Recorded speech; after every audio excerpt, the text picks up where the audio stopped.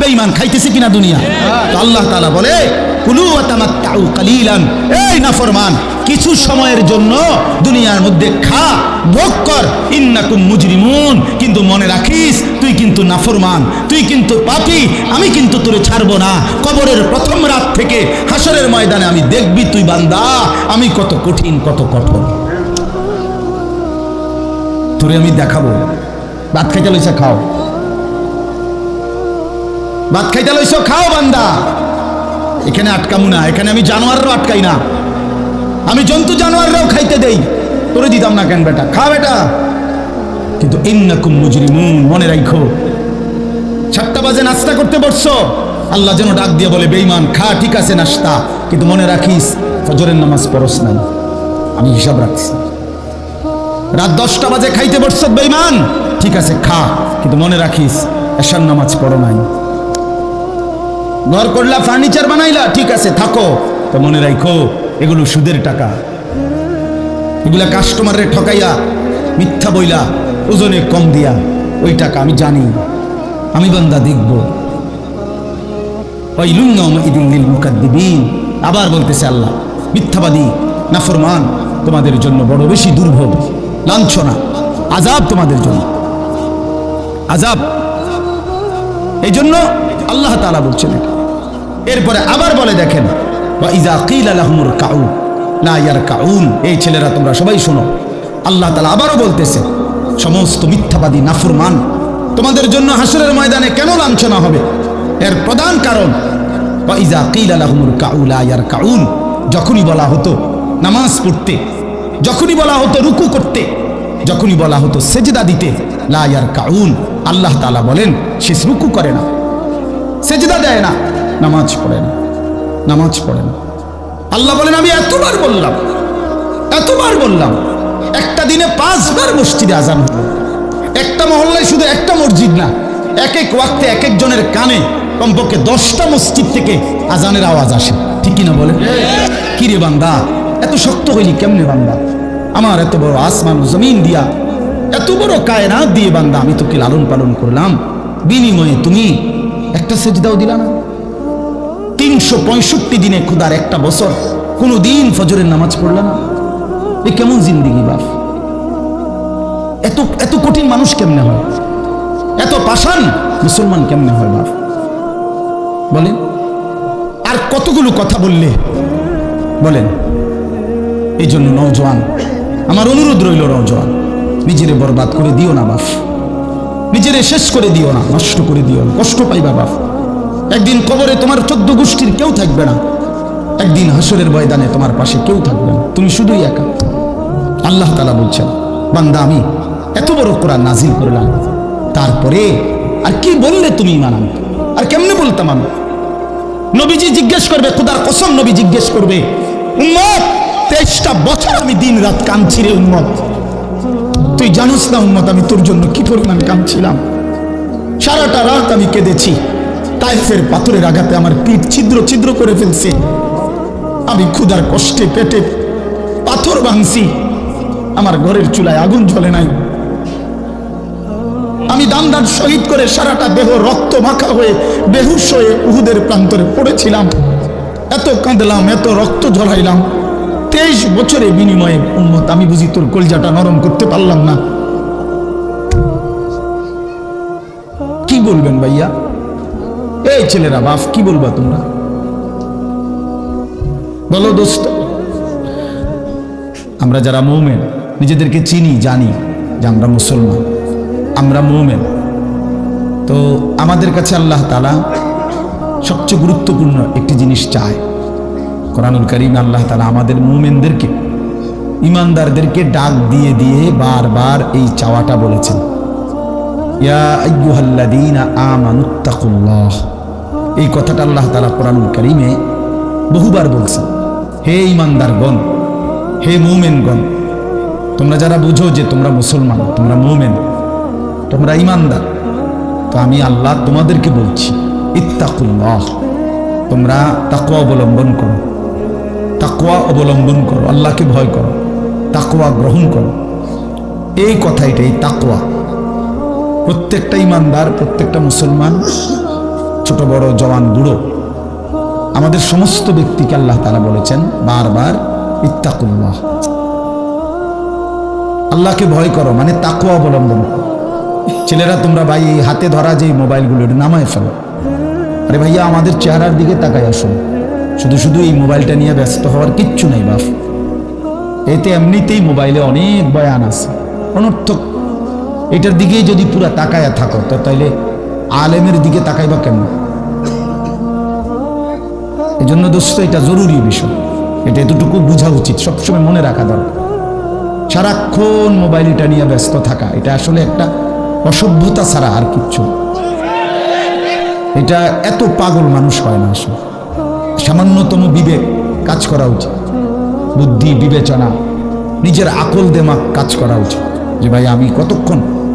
এক মানুষ বুঝি সারাদিন এটা নিয়ে থাকে, তাহলে আমাদেরকে আল্লাহ তাআলা কেন বানাইলেন? এই পৃথিবীতে আমরা আসলাম কেন? আমার জীবনের উদ্দেশ্যটা কি? ন্যূনতম আকল তো থাকা উচিত যে আমি আসলাম কেন, কে পাঠাইলেন আমারে, কেন পাঠাইলেন, কার কাছ থেকে আমি আসলাম, আমি যাব কোথায়। প্রতিনিয়ত মানুষগুলো যে মারা যায় ওরা যাচ্ছে কোথায়, কি হবে তাদের? এই সামান্যতম বুদ্ধি দেমাগ একটা প্রাপ্তবয়স্ক ছেলে, তোমরা কারো বয়স 14 বছর, কারো 16 বছর, কারো 18 বছর, এ তো পরিণত বয়স, মানে পরিপক্ক বয়স। ওয়ালাম্মা বালাগা আশুদ্দা, একেবারে পূর্ণ শক্তির টাইম। কোরআন শরীফে আল্লাহ তাআলা মানুষের হায়াতকে 3টা ভাগে ভাগ করছে। একটা হলো জন্মের পরবর্তী শিশুকাল, আরেকটা হলো যৌবনকাল, আরেকটা হলো বৃদ্ধকাল। এই 3টার মধ্যে আল্লাহ তাআলা নিজেই বলছেন শিশুকাল এবং বৃদ্ধকাল দুইটাই দুর্বল, দফ, এই শব্দের অর্থ দুর্বলতার সময়। আর শুধু কেবল আল্লাহ তাআলা যৌবনকালকেই বলছেন কুওয়াতান, শক্তির সময়। শক্তি, সামর্থ্য, শৌর্য, বীর্য এই সবটাই যৌবনকাল। এই জন্য শক্তির সময়, সামর্থ্যের সময় মেহনত করতে হয়। যৌবনকালটাই জিন্দেগির প্রধানতম সময়। ভালো কিছু করলেও এই টাইমে, নিজেরে নষ্ট করে দিলেও এই টাইম, গড়লেও এই হায়াত, এটাই সুযোগ, বরবাদ করে দিলেও এটা সুযোগ। বুড়া মানুষ, বয়স্ক লোক ইচ্ছা করলেও অনেক নেক কাজ করতে পারে, ইচ্ছা করলেও অনেক গুনার কাজও করতে পারে। বয়স হয়ে গেছে 60 বছর, 70 বছর, এখন চাইলেই সারা রাত তাহাজ্জুদ পড়তে পারবে না, চাইলেই সারা রাত নাচের আড্ডায়ও থাকতে পারবে না, শরীরে কুলাবে না, ইচ্ছা থাকলেও পারবে না। ইচ্ছা করলেই আল্লাহর জন্য জান কোরবানি করে দ্বীনের জন্য কঠিন মেহনত মুজাহাদা করতে পারবে না, এটা স্বাভাবিক। আমি, আমার মনে আছে একটা সময় 2.5 ঘন্টা 3 ঘন্টাও পায়ে হাইটা কোথাও মাহফিলে গেছে, এখন আর এটা সহ্য হয় না। তাইলে হায়াতের একটা অংশ আছে মানুষের। এই জন্য প্রিয় ভাই, সবাইকে বললাম, তুমি যদি কমপক্ষে নিজের হায়াতের কদর না করো, নিজেকেও যদি কমপক্ষে না বুঝলা, তো কি বুঝলা জীবন? এই সমাজ, এই দেশ, এই জাতি, নিজের এলাকা, পাড়া, মহল্লা, কারো কোনো উপকার করলা না, কমপক্ষে নিজের উপকার তো করো। নিজের ভালো, নিজের কল্যাণ, নিজের জন্য তো কমপক্ষে, যে আমি যে একটা মানুষ, আমি যে সারাদিন 1 ওয়াক্ত নামাজ পড়ি না, সারাদিন মোবাইলের মধ্যে নাচ, গান, ছবি, নর্তকীর সিনেমা, নাটক, অস্থির দৃশ্য, উলঙ্গ ছবি, সারাদিন সমবয়সী বন্ধুদের সাথে আড্ডা দিলাম, দুষ্টামি করলাম, ফালতু কথাবার্তা করে কাটাইলাম। আচ্ছা, এটা রাত শেষে ঘুমের টাইমে হলেও তো মানুষের বিবেকে একটু হলেও নাড়া দেওয়া উচিত, জানি বাস্তবিক অর্থে সারাদিন কি করলাম। এতটুকু দেমাগ যদি, এতটুকু আকল যদি কারো না থাকে, তো এটা সুস্থ মানুষ কি ভাই? এ তো স্বাভাবিক মানুষ না ভাই, এ তো প্রতিবন্ধী, এ তো পাগল, মাতাল, অসুস্থ মানুষ। এজন্য দোস্ত আমার, বন্ধু আমার, এর কমপক্ষে অনুরোধ করলাম, প্রত্যেকটা অনেক ছেলে মাশাআল্লাহ, অনেক নওজোয়ান তোমরা, আমার অনুরোধ রইল, এতটুকু দিল দিয়া ভাইব, নিজেরে নিয়ে শুধু ভাইব, আর কিছু না করো, নিজেরে ভাইব। রাসূলুল্লাহ সাল্লাল্লাহু আলাইহি সাল্লাম বলছেন, এক সাহাবী একদিন নবীজিকে জিজ্ঞেস করছে, হুযাইফা, ইয়া রাসূলুল্লাহ, আমি যদি দ্বীনের উপরে চলতে গিয়ে কখনো এমন হয় যে আমার সাথে কেউ নাই, সবাই আল্লাহর নাফরমানিতে লিপ্ত, আমি শুধু একা, তখন আমি কি করব? আল্লাহ নবী সাল্লাল্লাহু আলাইহি সাল্লাম বললেন, ওয়ালাউ আন তাআদ্দা বিআসলি শাজারাতিন, প্রয়োজনে তুমি একটা গাছের গোড়ালি শিকড় কামড়াইয়া ধইরা পড়ে থাকবে একা, তারপরও দিন ছাইরো না, আল্লাহকে ছাইরো না, ইবাদতকে ছেড়ে দিও না। সবাই বদলে যায়, সবাই নষ্ট হয়ে যায়, সবাই চরিত্রহীন হয়ে যায়, তারপরও কমপক্ষে নিজের হেফাজত করো। রাসূলুল্লাহ সাল্লাল্লাহু আলাইহি ওয়াসাল্লাম বলছেন, মানুষের মধ্যে অন্যায়, নাফরমানি, মানুষের মনের চাহিদা, খেয়াল খুশি, খামখেয়ালি, এগুলো যখন বেড়ে যাবে, আল্লাহ নবী সাল্লাল্লাহু আলাইহি ওয়াসাল্লাম বলছেন, ফাআলাইকা বিখাসাতি নাফসি, শুধু তখন নিজেরে আঁকড়ায় ধরো, ওয়া দাইল আওয়াম, যাও না পারলে মানুষের ছেড়ে দাও যে আমি আর পারলাম না, কিন্তু কমপক্ষে নিজেরে নষ্ট করো, নিজেরে বরবাদ করো, নিজের নামাজটুকু পড়ো, নিজের চরিত্রটা ভালো রাখো। এটা কি জীবন যে আমি বানের পানির মতো, স্রোতের মতো ভাইসা গেলাম, চরিত্রহীনতায়, অশ্লীলতায়, বেহায়াপনায়, রাত শেষে, দিন শেষে। জন্য ভাই আমি এটা অনুরোধ করলাম, আমি আরো পরে বললাম হইলে এখনই বলে ফেললাম, বাস্তবিক যে আমরা যেন প্রত্যেকে, বয়স্ক মানুষ যারা আছেন, চাচারা, বাবারা, আপনারাও ভাইবেন, শেষ পর্যন্ত হায়াতের শেষ সময় ইনসাফের সাথে চাচা জিন্দিগির হিসাব মিলায়েন। আসলে ওয়ালতানজুর নাফসুম মা কদ্দামাত লিগাদ, আল্লাহ তাআলা বলছে, বান্দা তোমাকে বলছি, বান্দা প্রতিদিন হিসাব কইরো, লক্ষ্য করো আজকে তুমি আগামীকাল আখিরাতের জন্য কি পাঠিয়েছো। ধরে নাও আজ তোমার মৃত্যু, তো এরপরে পৃথিবী থাকলে থাকতো আর কি, আমি তো আর নাই। আমি মরে গেলে ভাইয়া পৃথিবী মনে করো আরো অনেক দিন থাকছে, পৃথিবী ধ্বংস হয় নাই, বুঝলাম কিয়ামত আরো 100 কোটি বছর পরেই হোক না, কিন্তু আমি তো আর নাই, আমার হায়াত তো শেষ, আমি তো আর পৃথিবীতে ফিরবো না কিন্তু। তো এরপরে পৃথিবীর সবাই যদি চাঁদের দেশেও চলে যায়, আমার কি লাভ? এরপরে মানুষ সব যদি স্বর্ণের বাড়িতেও থাকে, আমার কি ফায়দা? আমার ফায়দাটা কি ভাই?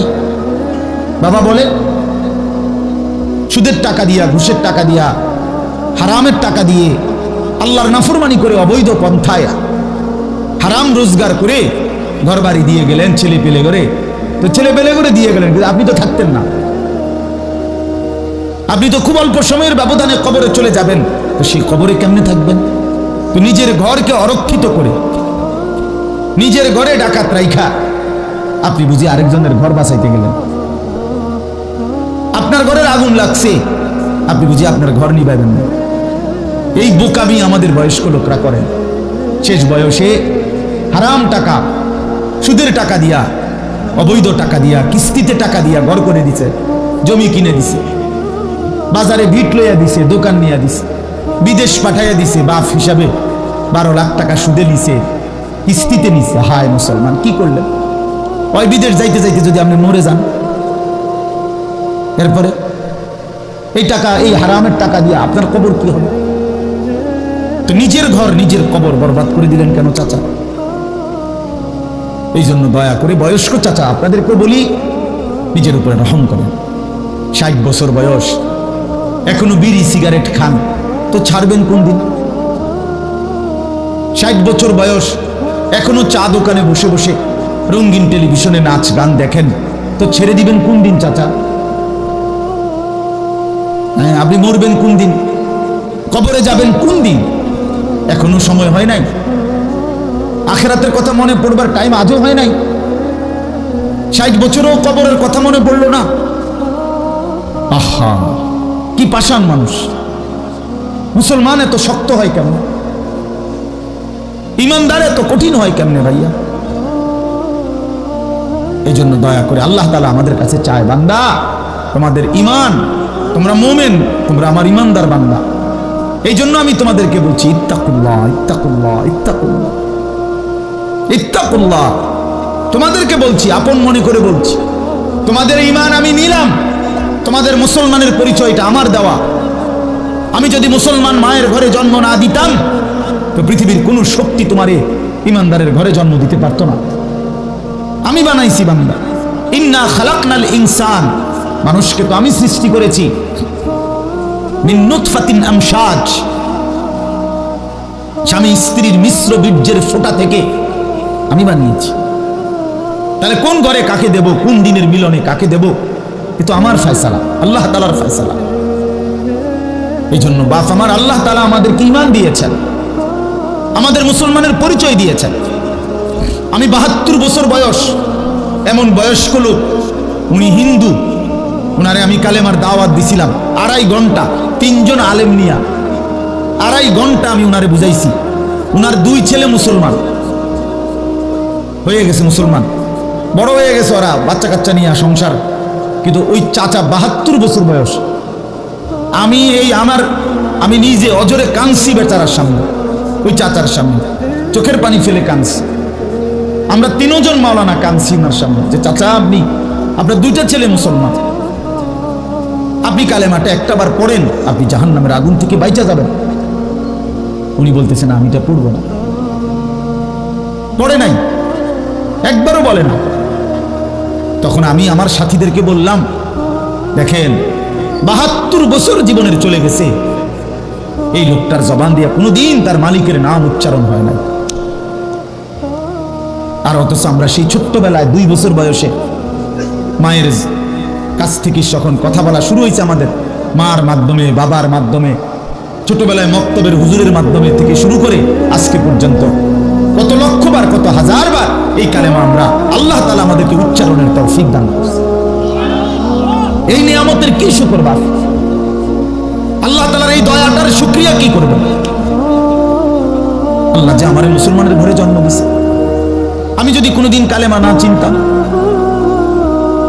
আমি যদি কোনোদিন ইমানদারের ঘরে না হতাম, আমার জবান দিয়ে মৃত্যু পর্যন্ত যদি কোনোদিন কালেমা লা ইলাহা ইল্লাল্লাহ উচ্চারণ না হতো, তো আমার মৃত্যু হলে কি পরিণতি হতো? চির জাহান্নাম। পৃথিবীর সমস্ত ভালো কাজও যদি কোনো বেঈমান করে, আল্লাহর কসম হাসরের ময়দানে তার 1 কানা করি বিনিময় পাবেন। পৃথিবীর সবগুলো ভালো কাজও যদি করে। ঈমান এতটা দাম, ঈমান বিহীন, কালেমা বিহীন পৃথিবীর সমস্ত ভালো কাজ আখিরাতে কোনো মূল্য। ফালা নুকিমু লাহুম ইয়াউমাল কিয়ামাতি ওয়াজনা।